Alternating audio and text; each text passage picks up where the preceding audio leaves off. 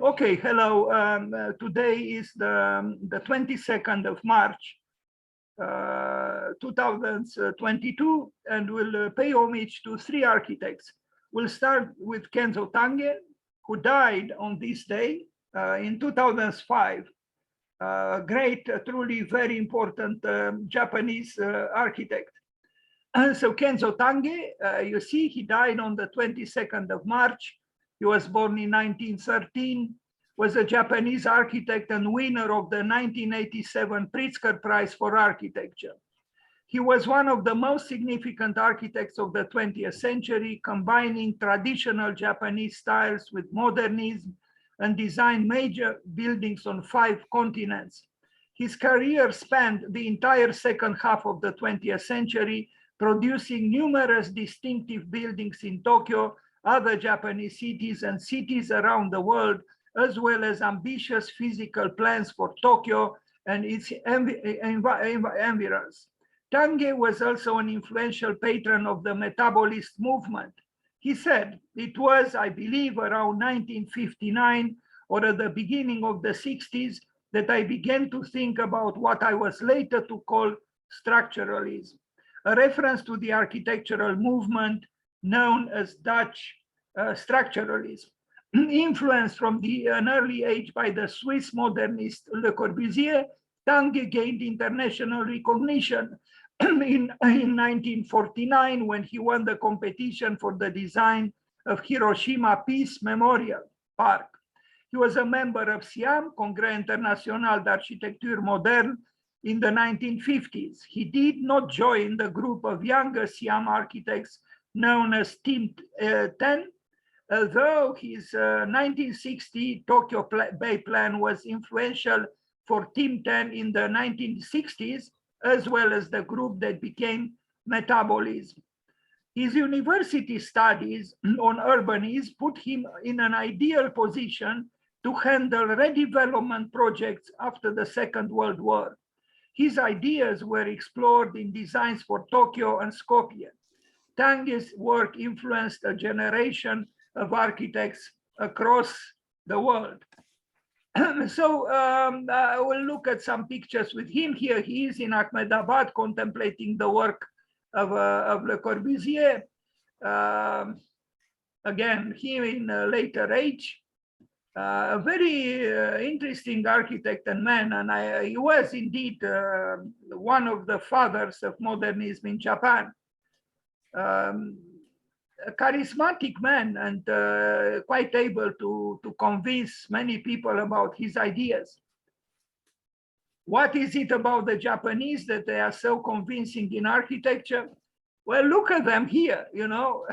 I mean, all of them defeated, you know, in the Second World War, and all of them triumphantly, you know, not losing hope in life and in creativity. Tange is in the center. I really love these Japanese, you know, what is it about them that they are able to, you know, continually produce interesting works? I think it's their experimental, and I actually read, and they even live long lives because they don't value too much their lives, in a way, and they are very capable of self-sacrifice, and they work a lot. Please be kind and turn off the microphone because it's a background noise, unless you want to say something. Thank you. This is what Kenzo Tange said. Architects today tend to depreciate themselves, to regard themselves as no more than just ordinary citizens without the power to reform the future. Indeed, how many architects today think about reforming the future? There is a powerful need for symbolism, and that means the architecture must have something that appeals to the human heart. The heart, not the brain. There is a powerful need for symbolism. Well, here is written twice. Anyway, but I think it's very important what he said. Particularly, I mean, you know, first, symbolism. Are we thinking about symbolism in architecture today? Not very often. And are we thinking about the human heart? Not very often. Inconsistency itself breeds vitality. Beautiful. beautiful, because this statement is actually advocating the fluidity and the surprises, the accidents, even the incoherence of life, you know, and you cannot have creativity where you have to continuously, logically, you know, be, you know, mathematically correct and so on. No, no, inconsistency indeed, or contradiction. Contradiction itself breeds vitality. Inconsistency itself breeds vitality. But the rationalists would, of course, contest this. In 1953, Tange and the architectural journalist and critic Noboru Kawazoe were invited to attend the reconstruction of the Ise Shrine. The shrine has been reconstructed every 20 years, and in 1953, it was the 59th iteration. Normally, the reconstruction process was a very closed affair, but this time the ceremony was open to architects and journalists to document the event. The ceremony coincided with the end of the American occupation, and it seemed to symbolize a new start in Japanese architecture. In 1965, when Tange and Kawazoe published the book Ise, Prototype of Japanese Architecture, which I'm blessed to have, and is a very, very, very special book, he likened the building to a modernist structure, an honest expression of materials, of functional design and prefabricated elements. I don't know if you know about this. It's truly the beginning of spirituality in Japan, and also in some respects, if not in all, the beginning of architecture in Japan. What happens is this Ise shrine, a Shinto shrine, there are two identical sites. On one was built, I think, in the 9th century or the 11th century, well, about 1,000 years ago, the structures were built. And every 20 years, on the adjacent site, they built identically what it was already on the first site, and then they destroy what was there. And so every 20 years, they do this. We read about this. And this is, you know, it's a very special way of continuing something that is very, very, very precious to them. Also, it has to be mentioned, this Ise shrine is dedicated to a lady, to a woman, to Amaterasu, the sun goddess. While in Europe, the sun is male, is masculine. In Japan, is feminine, is a woman. The woman is the sun, Amaterasu. Beautiful mythology and the beautiful architecture. Truly, this architecture of the Ise shrine, of this complex, in my opinion, is perfect. And yes, Kenzo Tange contributed to this beautiful book, which can be found, but unfortunately is an expensive book. I was lucky to find it less expensively, and I have it, but it's somewhere in an attic in Sibiu. Now, we look at Tange house, his own house from 1951 to 1953. You know, it's clearly rooted in the tradition of Japan, but it also has something so-called modern. And I like very much the fact that, you know, on the ground floor, there are some partitions, so it's half closed, half opened. I like this building very much. It's you know, it's clearly in Japan. It's clearly, you know, well, maybe this less clearly. I see a certain modernism in it, but maybe it's not so clear unless, you know, you, or maybe I fantasize, maybe because I know it was built by Tange in the 1950s. Unfortunately, I don't think I have here a quotation from him where he expressed doubts about you know, the validity of the attempt to connect with tradition. He said, yes, you must be rooted in it, but then you have to emancipate yourself from it. I think he was aware of the dangers where you become trapped in nostalgia and you do not assert your time and place, your creativity in terms of the time you live in. Kenzo Tange, his own house, he was doing already well, as we can see. I mean, in Japan, to have such a plot of land is, to use Francis Keres' words, luxury. Here it is, you know, I mean, who has in Japan such a plot of land? But he deserved it. He was a remarkable architect and cultural figure. I don't know why I place this figure, this image here. I see there is a cemetery, and I don't know. Maybe he took a picture. Here is his built work for the Hiroshima War Memorial. Can we imagine the suffering of the Japanese when the Americans bombed Hiroshima and Nagasaki? You know, and how come? I mean, I don't want to remember, you know, that this very moment a country is bombed, you know, at this very moment. Hiroshima Peace Center, 1949, 1956. Yes, clearly modernism, a vigorous modernity, but not an arrogant one. I don't think this building is arrogant. And indeed, how could a peace memorial be arrogant, especially in a city that was devastated by the atomic bomb?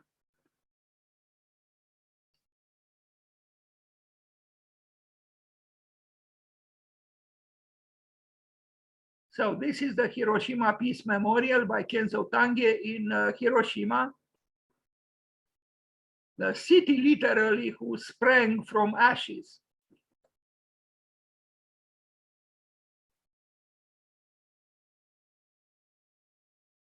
A good work.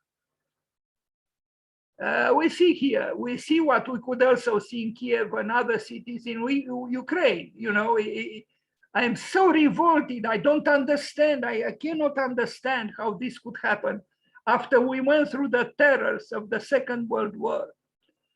I mean, Russia lost millions of people in the Second World War. How could it do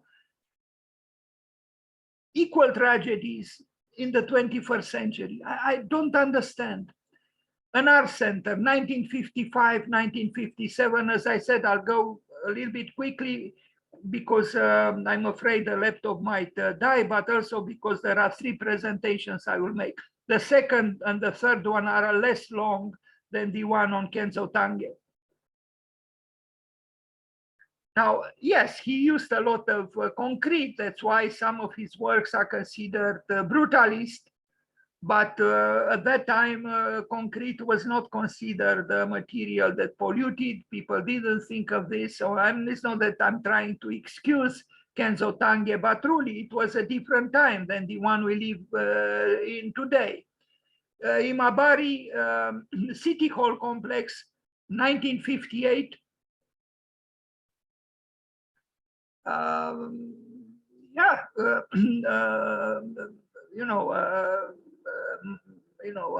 Vigorous masculine work, if I can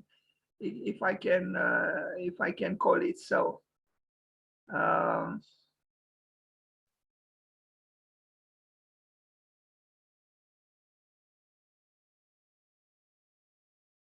was silent a little bit because I should have used this work to show the plagiarism of a certain Swiss architect who clearly inspired himself from this work, and not only from his work. Anyway, the Kagawa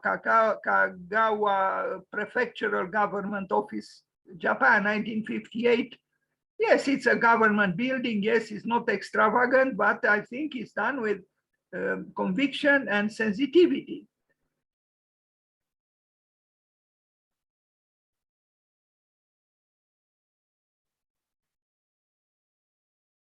This was a heroic architecture. Japan emerged, you know, destroyed by the Second World War, and you know, they needed heroism. They needed, you know, sacrifice even. But it's not it's not an architecture that laments. No, quite the opposite. It's almost an optimistic architecture, a very vigorous architecture, expresses the will to live of these remarkable people. And they are remarkable. I mean, how to explain that they have so many good architects, and not only architects? Yes, they work very hard. The Japanese work very hard. They are workaholics, as the word goes. Kurashiki City Hall from 1960, so 60 years ago. Yeah, this is the plan, and you see the building soon, the model, and here it is. 1960, Kenzo Tange, City Hall.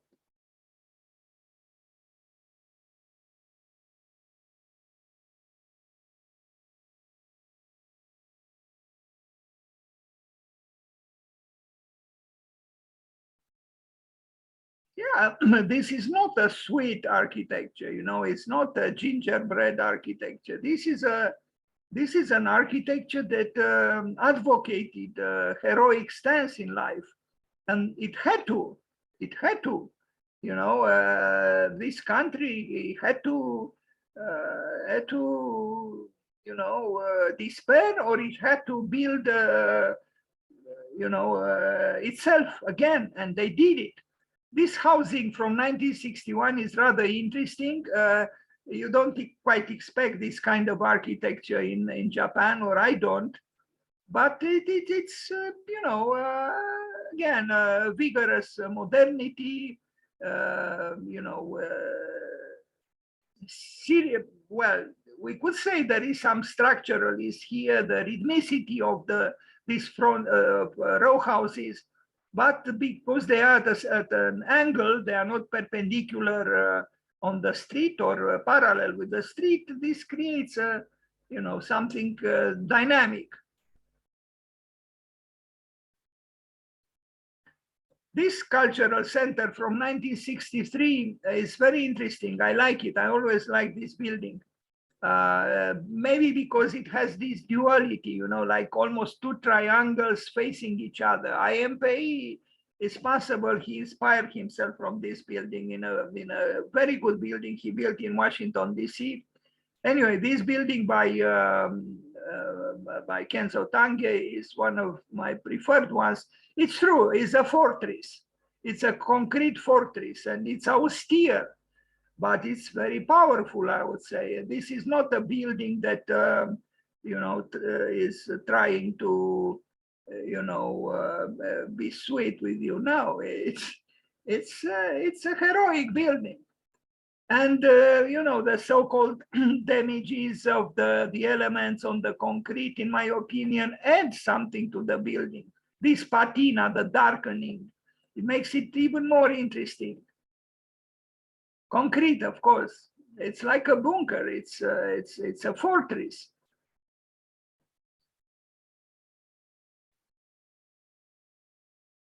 But if we compare this heroic architecture of Japan from that time, the 60s, with what they do now, it's a big transformation. They still have interesting architects, but that heroic stance is kind of gone. Maybe now we have a different kind of heroism, like an anti-heroic heroism. I know it's a paradox. I am referring to Ishigami, to Fujimoto, to Kazuyo Sejima with their white, slender, thin architectures. No, they wouldn't be like Kenzo Tange was building. Now, this person wrote here, Kenzo Tange's buildings will make you believe in a better future. Well, let's hope. It's because of the, vigorous, outlook and the vitality, and then, the heroic,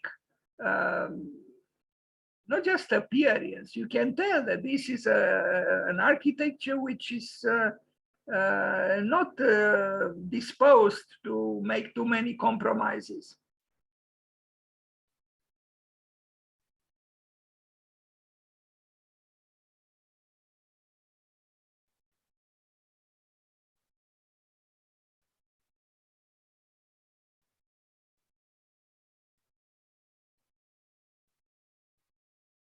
You see, even the cracks or imperfections of the material are contributing actually to the vitality of the building.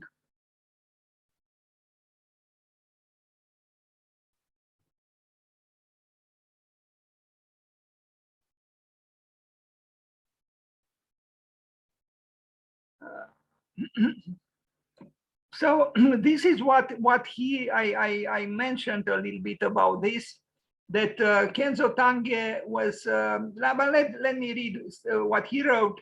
We Japanese architects, in our endeavors to resolve the problems facing modern Japan, have devoted a great deal of attention to the Japanese tradition and have in the end arrived at the point which I have sought to elucidate for you. If, however, there can be detected a trace of tradition in my works or in those of my generation, then our creative powers have not been at their best.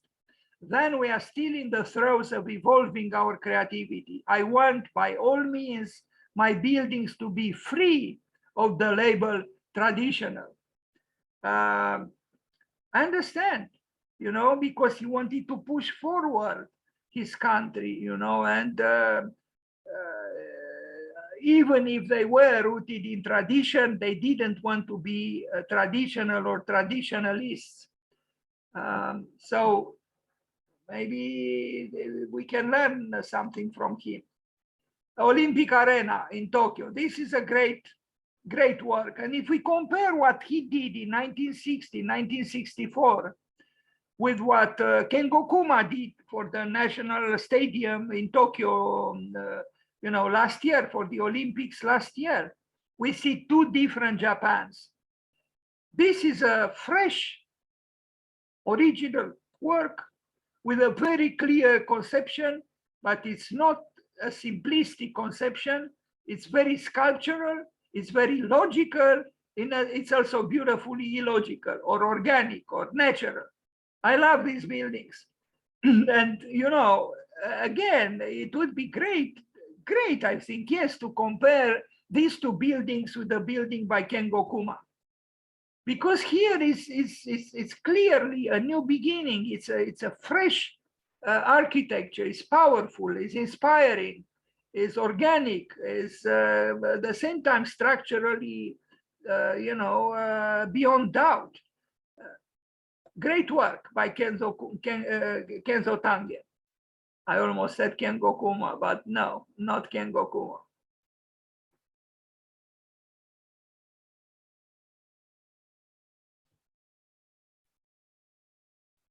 So these are from almost 60 years ago.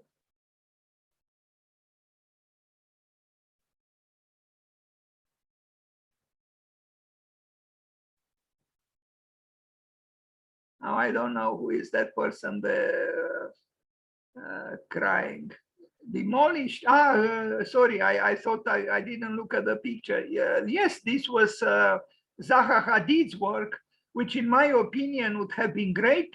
She won the competition for the stadium, but unfortunately the Japanese sabotaged her. So in the end, the government or whoever decided gave the work to Kengo Kuma, who in my opinion built a questionable work. It's too bad that Zaha Hadid was sabotaged, even if she won the competition. That's why this person here cries, because this stadium by Zaha would have been good, I think, better than the one by Kengo Kuma, and I would say closer in spirit to what Kenzo Tange did here.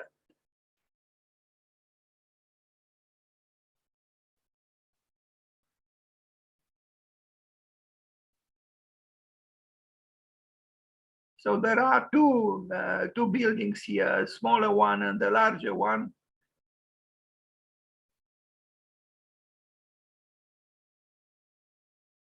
The small Olympic Arena, we already saw it. We look at the plans.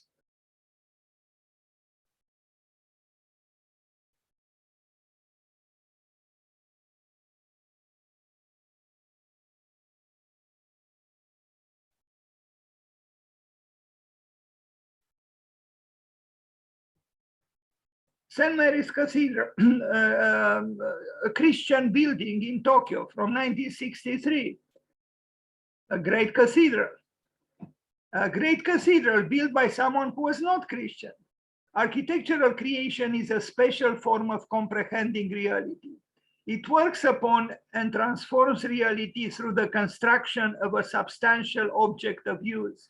The artistic form of this object, on the other hand, has twofold quality of both mirroring and enriching reality.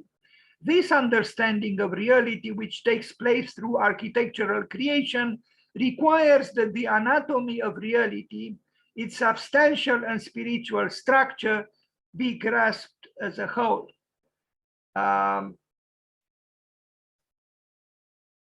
So here is the plan. I mean, the top view, the section. Yes, an austere building. Yes, a heroic building. Yes, a building that was meant for spirit. Yes, for spirit, and not for that so-called luxury everybody deserves, in Francis Care's opinion. You know, you don't need luxury in order to have access to what we call the sacred. No. In fact, you need the opposite.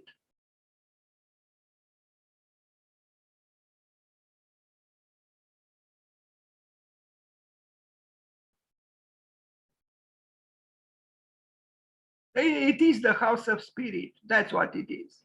It is the house of God. Thus, it is the house of spirit.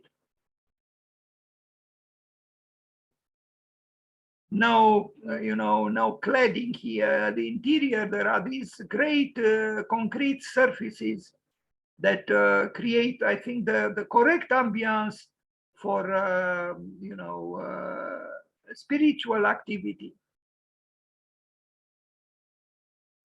The cathedral and the capacity of 600 seats was built between 1963 and 1964. So St. Mary's Cathedral, let's see what is written here.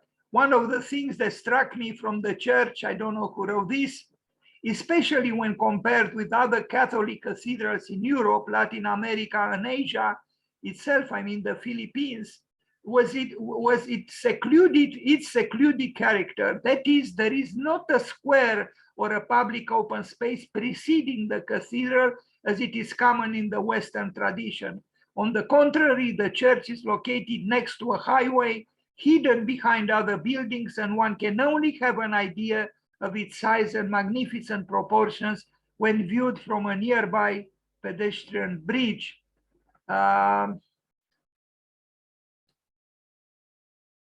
Okay, during construction.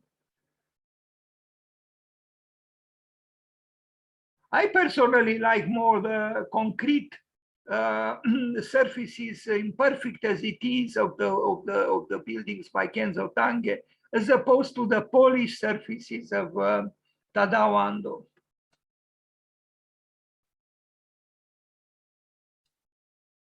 This is one of the most inspiring things I've seen in a minute. I'm not overtly religious, but I can see finding God being relatively easy in a place like this. Whoever said this, Kenzo Tange designed gymnasium in Kagawa at the risk of demolition. This building, another great building by him, and this one, yes, was in great danger of being demolished. The Japanese can be as foolish as any other people. But there was protest, and it seems the building is still standing. Now you see here the houses, and you see this building built by Kenzo Tange, and yes, now this is a much larger building, but it is a heroic building.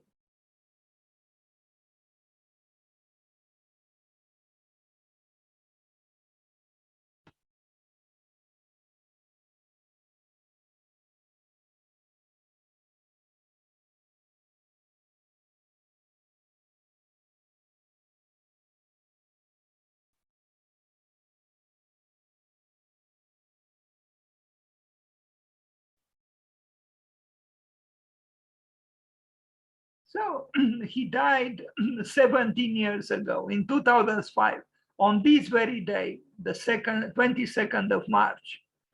And we are thinking of him today. And I think wherever he is smiling towards us. Because I don't know if too many people are paying homage to Kenzo Tange today, but we are. I love these imperfections at the top of the building, you know, let's call them imperfections, you know, accidental ornaments, you know, generated by, you know, the passing time, the elements and so on. I think they are very nice and they are not designed, they are not planned. Although the structure was indeed.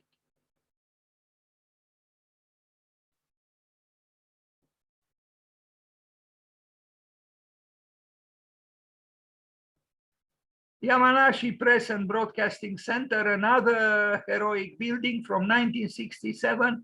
That period in the 60s, early 70s was, I think, the golden age of Japanese architecture. Look at this, another fortress. You know, heroic, but also optimistic. I think this is an optimistic architecture. You know, it's the castle of broadcasting. They built it, and it stands with the mountains behind.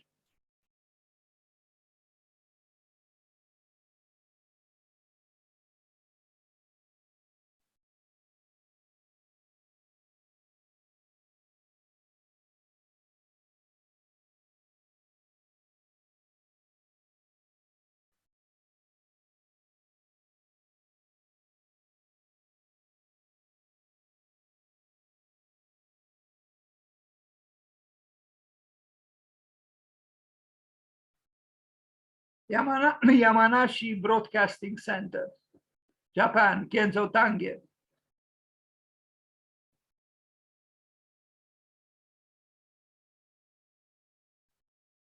Fuji Broadcasting Center. I chose to show these two buildings one after the other because you'll see the difference, the transformation. Unfortunately, it's not a positive one, in my opinion.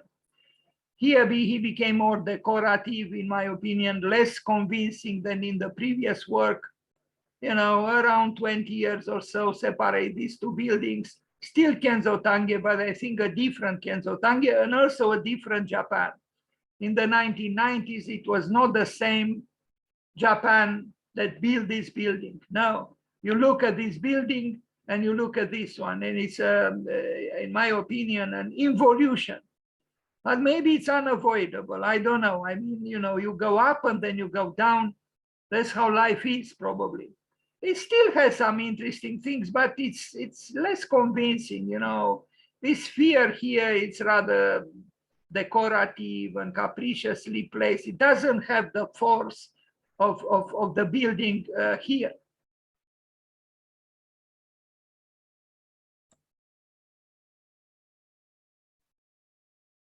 This was built by a very affluent and very rich architect, Japan, as opposed to the previous one, which was built by you know, people who struggled to survive from the Second World War.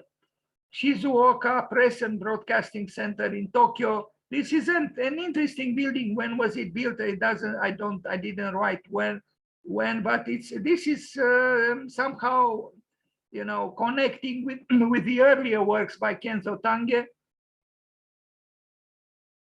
Now you wonder, I mean, Japan is notorious for its earthquakes. Now look at the cantilever part, you know, they seem to have no fear at all of earthquakes.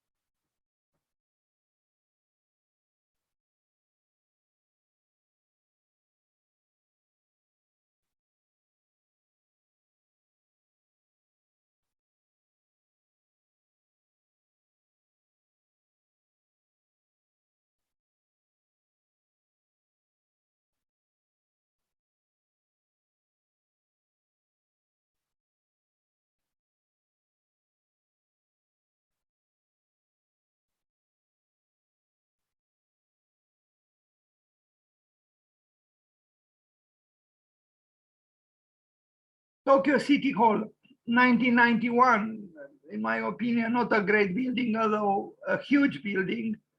But why did I say I don't think it's great? Because it's already, megalopolis. It's already, I don't know, too triumphalist for my taste. I understand it's the City Hall of Tokyo, but I only try to imagine how he would have built it if this was built in the 60s and not in the 90s.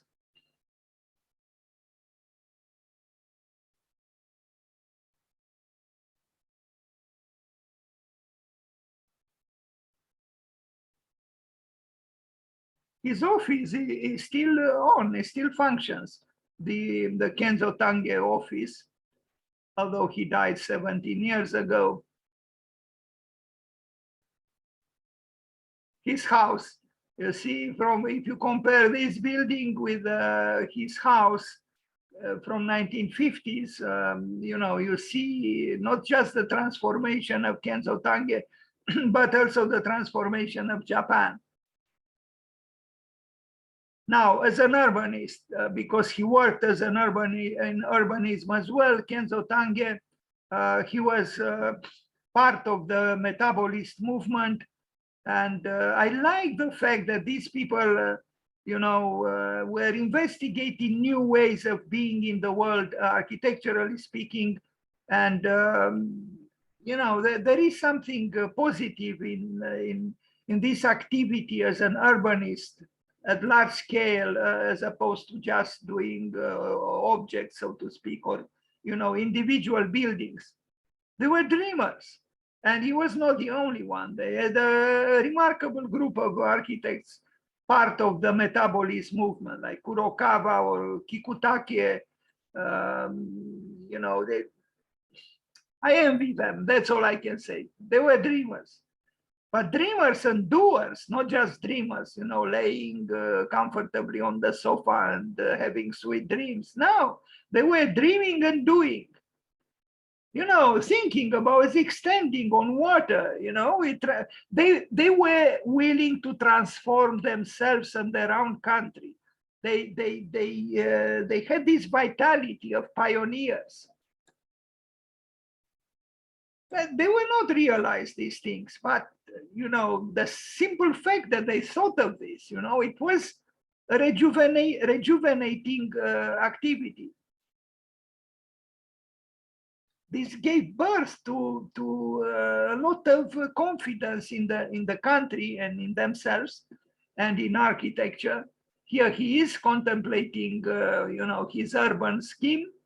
Why is it that we don't dream like this? Of course, we live in a different time, dwarfed by the pandemic, dwarfed by the war in Ukraine, dwarfed by the climate change, dwarfed about many things. But I think we need visionaries. We need people to dream. We need people to look at their works, just like Kenzo Tange looks here.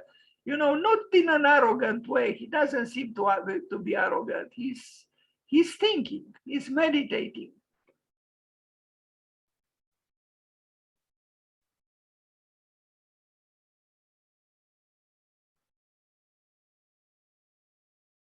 Design philosophies. The Tange did not imagine himself as a leading form giver. He sees himself in a state of transition. I don't know who wrote this.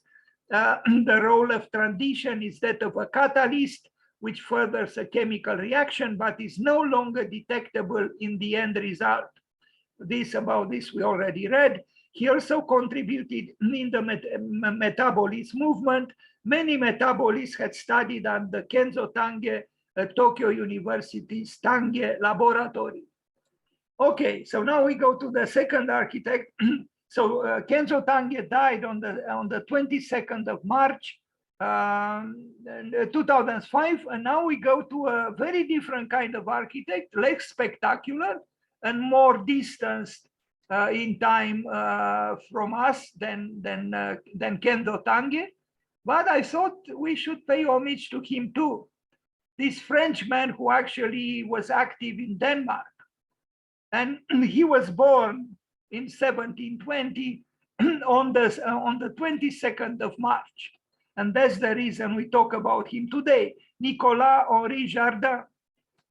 Let's see. Nicolas-Henri Jardin, a neoclassical architect, was born in Saint-Germain-de-Noyer, Department Seine-et-Marne in France, and worked 17 years in Denmark as a, I'm sorry, my voice, it seems he wants to leave me, as an architect to the royal court.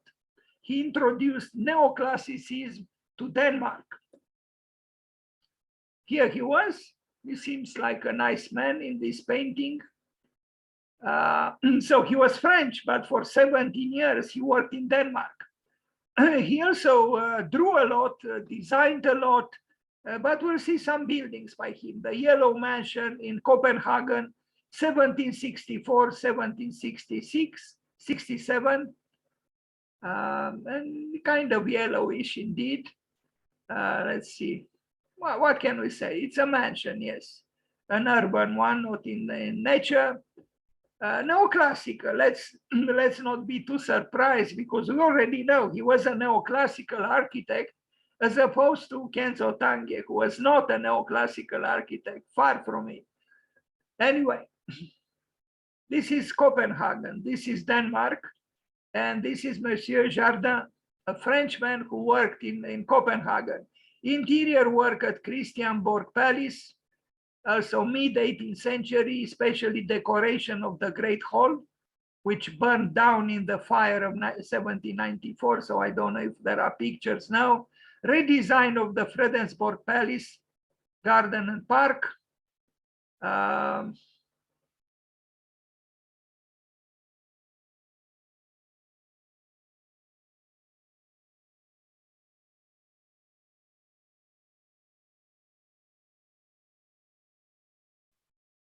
Nicolas-Henri Jardin. He was an architect, but his family name, as you know, means garden, Jardin in French. Interesting thing, no, to be an architect, but your name to be garden.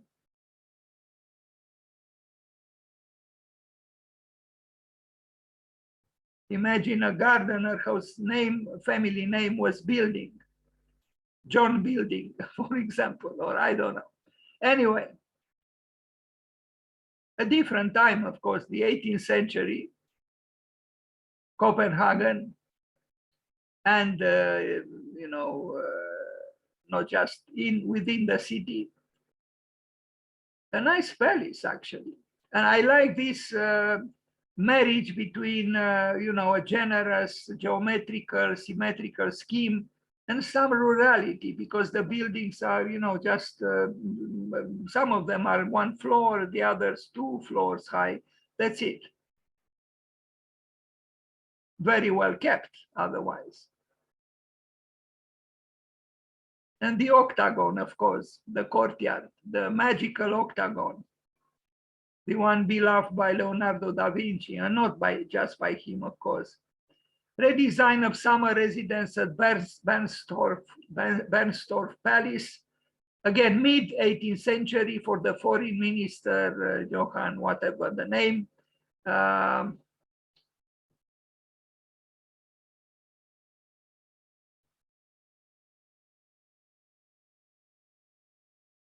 Now, of course, Kenzo Tange, if he lived in Denmark in the 18th century, he would not have built like he built in Japan in the 20th century. That's why, as Maria Olbrich said, and it's written on the facade of the secessionist building in Vienna, to each time it's art, and to art it's freedom.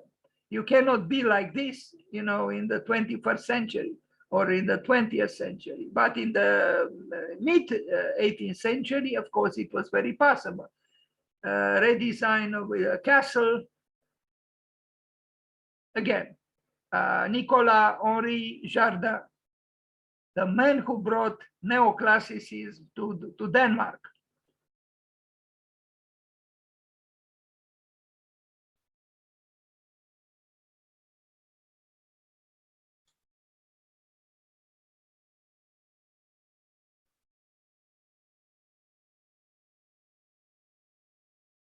As I said, this presentation and the next one are rather short compared to the one by on Kenzo Tange. And I'm happy they're not too long because I'm beginning to be a little bit tired.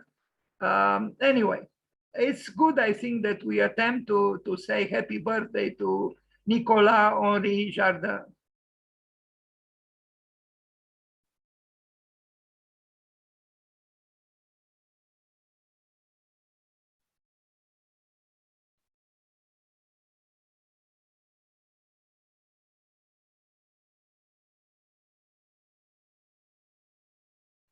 I am far from being an expert in, neoclassical Danish architecture, but there is something Danish about these buildings. Of course, I know that they are built in Denmark, but even if I didn't know, I think I would have said it must be somewhere in a Scandinavian country and probably Denmark.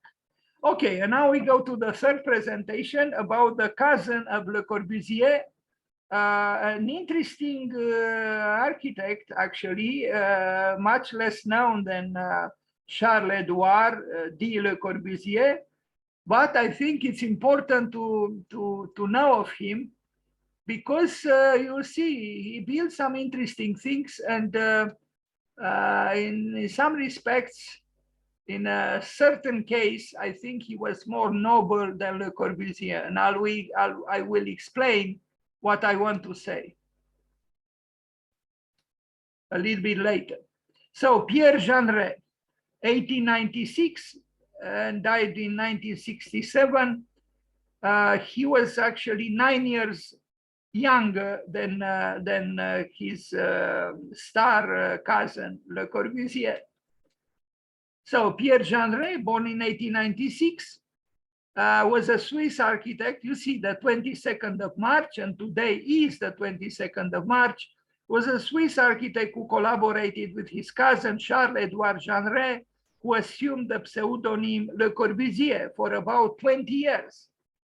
That's a remarkably long time, because I imagine Le Corbusier was not an easy partner of work at all. In 1922, the Jeaneret cousins set up an architectural practice together. So at that time, Pierre Jeaneret was 26 years old, while Le Corbusier was 35. From 1927 to 1937, they worked together with Charlotte Perriand, a remarkable lady architect, and the Le Corbusier Pierre Jeaneret studio, Rue de Sèvres. So initially, the architecture office belonged to both Le Corbusier and Pierre Jeaneret, the man we pay homage to today. In 1929, the trio prepared the house fitting section for the decorative artist exhibition and asked for a group stand, renewing and widening the 1928 avant-garde group idea. Nice. We need that too again. This was refused by the Decorative Artists Committee. They resigned and founded the Union of Modern Artists, Union des Artistes Modernes, UAM. The cousins later designed many buildings, including a number of villas and vacation houses, and renovated existing buildings as well. The working relationship ended when Pierre joined the French resistance and Le Corbusier worked with the Vichy government, a collaborationist regime to the Nazi Germany. Let's read this again.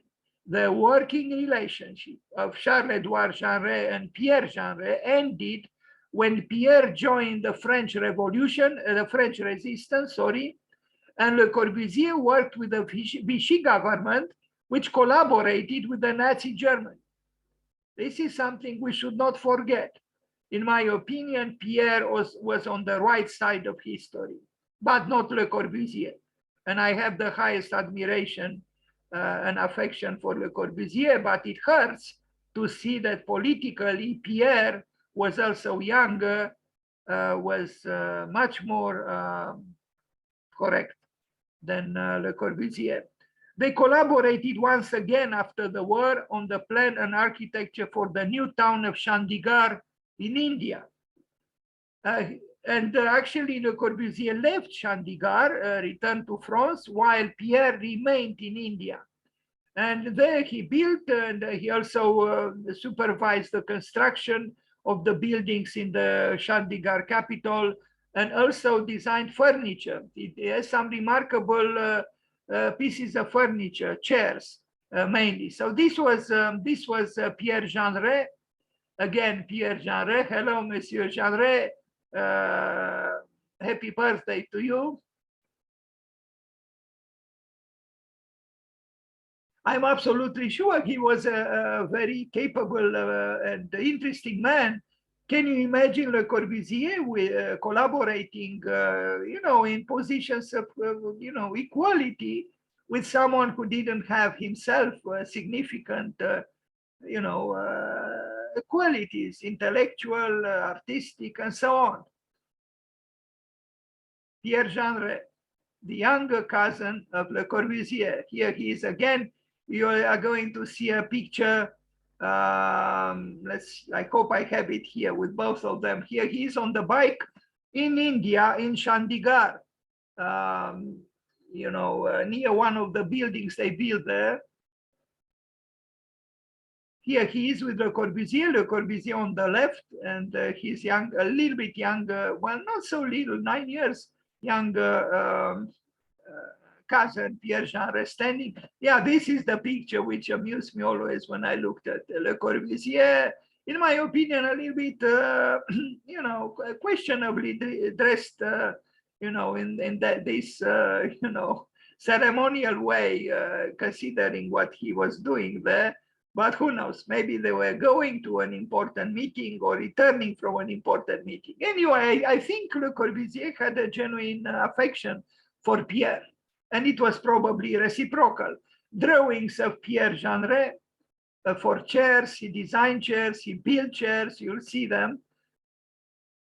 He was a good designer, he was a good architect, and unfortunately, I mean, he had the lack of luck to live and work in the shadow of Le Corbusier. But that's why I think it's important sometimes to look at who is in the shadow of anything, because sometimes there is value in places where we don't think of searching for. And, there are such cases. Good architects who are not known, they are not famous. I mean, he is in a way, Pierre Jeaneret is still a Jeaneret, but not everybody knows about him. Anyway, we do the symposium in memory of Pierre Jeaneret. This was a building. I don't know what happened with this building. I'm not sure if it was built. And I don't know why I made this presentation 2 or 3 years ago. I forgot why it is called. Maybe this wording is connected with what we look at here. Maybe some kind of a ceremonial building. I don't know why it is called a symposium, but anyway, it's a drawing. We are going to look at buildings he built, architecture, Gandhi, Bhavan, not bad. I mean, if this was built by Le Corbusier, I would have said the same thing. It's not bad. Was built by Pierre Jeaneret.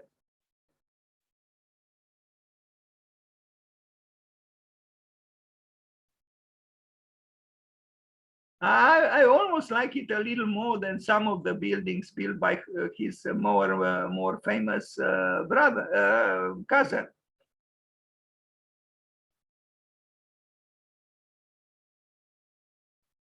Now, maybe there is some influence here coming from Le Corbusier, and maybe it's not a little influence. I don't know, but it's a good building, built not by Le Corbusier but by Pierre Jeaneret.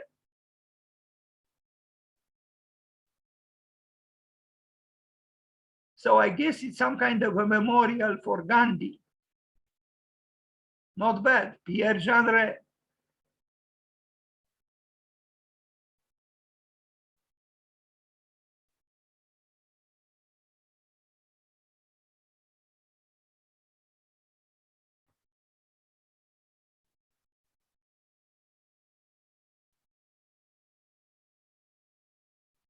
It's always good to have some water around the building, you know, because you have the reflection.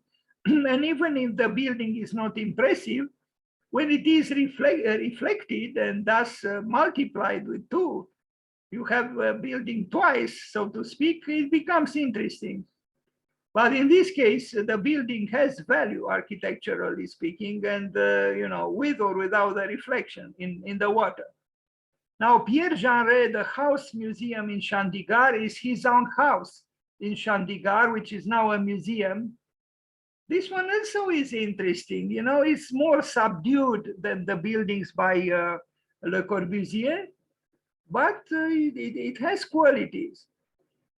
And I like, in a way, the fact that it's not, you know, extravagant. You know, it's more subdued, but it does have qualities.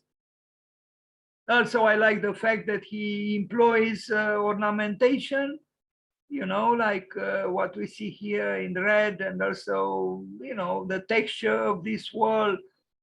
So it's not the dogmatic whiteness of Villa Savoy. This is almost like an abstraction of a portrait, you know, a face with an eye, and you know, I wonder if he did it intentionally. But it's interesting because it is a little bit curved, this wall, and the way the shadow at this particular point in the day when the sunlight comes the way it does here. Interesting work. His own house, Pierre Jeaneret. He built those chairs. Here he is, very interesting chair, and he built it. I saw a picture, I don't know if I have it here in this presentation, with many discarded chairs by Pierre Jeaneret. I think part of one of the major structures at Chandigarh. They were cleaning up or something, where I hope I have that picture, because, you know, beautiful chairs, you know, very solidly made, maybe not so adventurous as this one, which has a hybridity about it because of the different materials he used. But I think he was good, Pierre Jeaneret, and I'm absolutely sure Le Corbusier knew it too. That's why he was partners with Pierre Jeaneret for 20 years.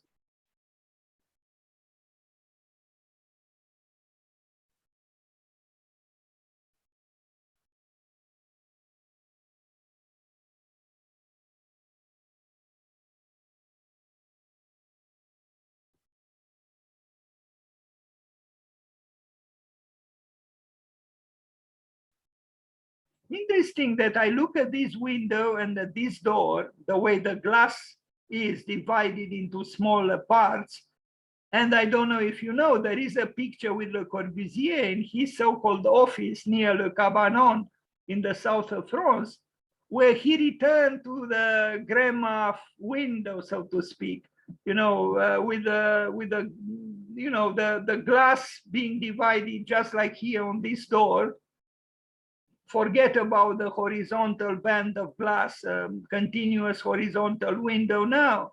Le Corbusier returned to the opposite kind of window. There are pictures with him in the so-called office, which was actually 2 meters by 3 meters, if you can imagine. That was his office, you know, approximately six square meters. It's true, he was facing the Mediterranean Sea, but the space was probably the smallest architecture office in the world ever. And again, the window was kind of like this.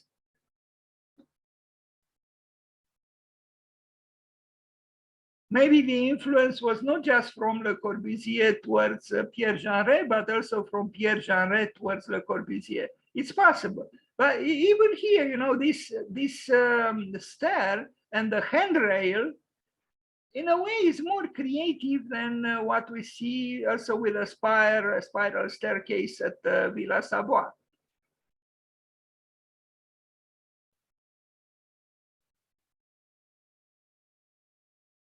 Yes, he was not as radical as his more famous brother, cousin, but still a good architect.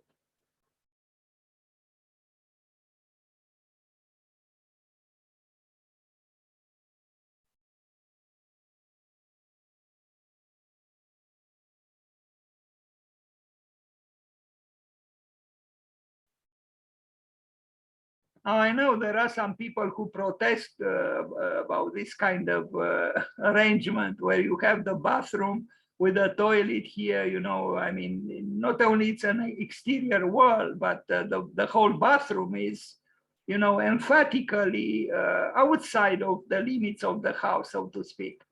It's okay. I know countless examples like this. But I know that certain people think that this is not appropriate to do, but it's fine. I mentioned Kikutake, the metabolist. Well, he has a building which he built actually with a hotel with all the bathrooms like cells coming out of the body of the hotel, a circular hotel. Anyway, this is the house by Pierre Jeaneret, for Pierre Jeaneret in India, in Chandigarh.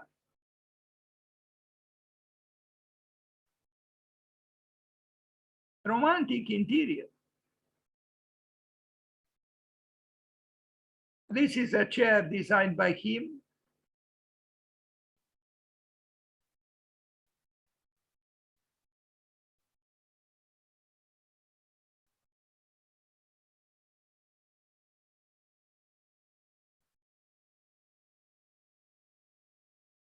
The other genre, that's how he is known, as the other genre. But look at these buildings. The other genre, in my opinion, deserves attention. Not Le Corbusier, but Pierre Jeaneret, not Charles-Édouard Jeaneret, dit Le Corbusier, but Pierre Jeaneret. He never changed his name.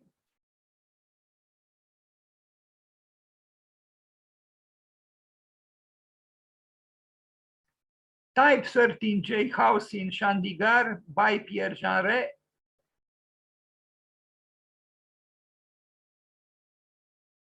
Now, if he would have built such buildings in the present, he probably would have received the Pritzker Prize.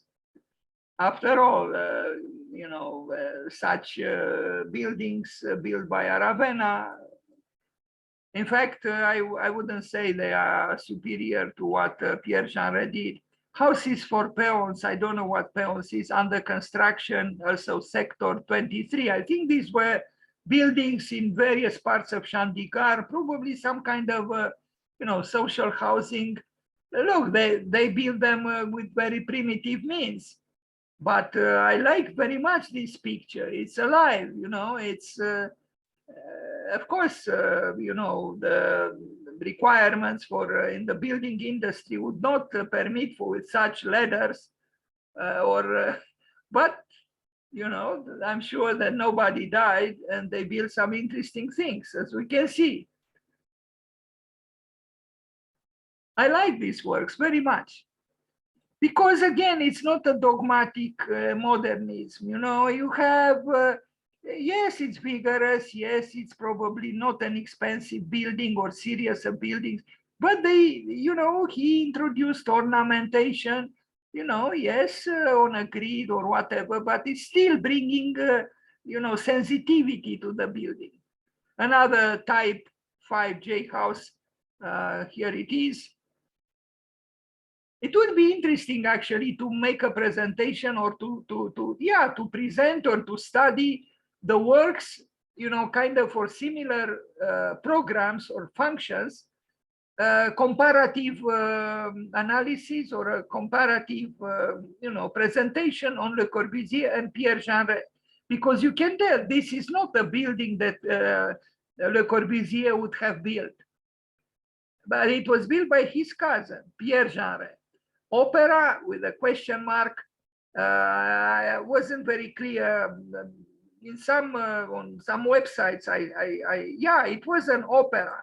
Maybe I placed the question mark because I was wondering, did Chandigarh really need an opera? Plus, this is not how we imagine an opera building is. We imagine an opera building to be like, I don't know, Charles Garnier did in Paris, or, mad architects in the present, flamboyant building, loudly saying, I'm the opera. But look at this, this is very modest. And kind of, I like it in a way more, why should an opera building be, crashingly, distant in a way, and, luxurious and all the rest. A more modest opera would be, I think, nice, more humane. Cantina, very interesting work you'll see in Chandigarh. Look at this. It's a place to eat. Or cantina in Romanian, but it's done architecturally in an interesting way. Why should a cantina be a banal building?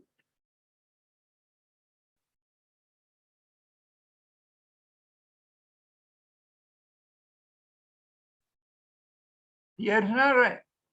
And I end this presentation on him with some furniture designs by him. We already know that he designed here. This is the picture that I was referring to with lots of his chairs. I don't know, I hope temporarily they were discarded or, taken out from one place in order to be brought to another place. I wish I had such a chair, if not several.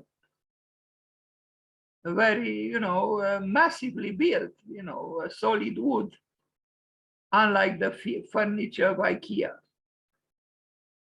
This probably would last forever.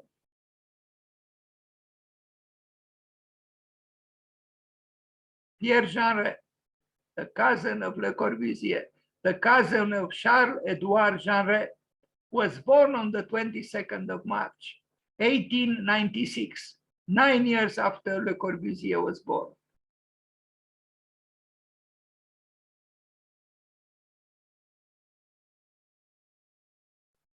At least this furniture, these pieces of furniture were designed by Pierre Jeaneret and not by Charlotte Perriand, as it happened with some important pieces of furniture designed by so-called Le Corbusier.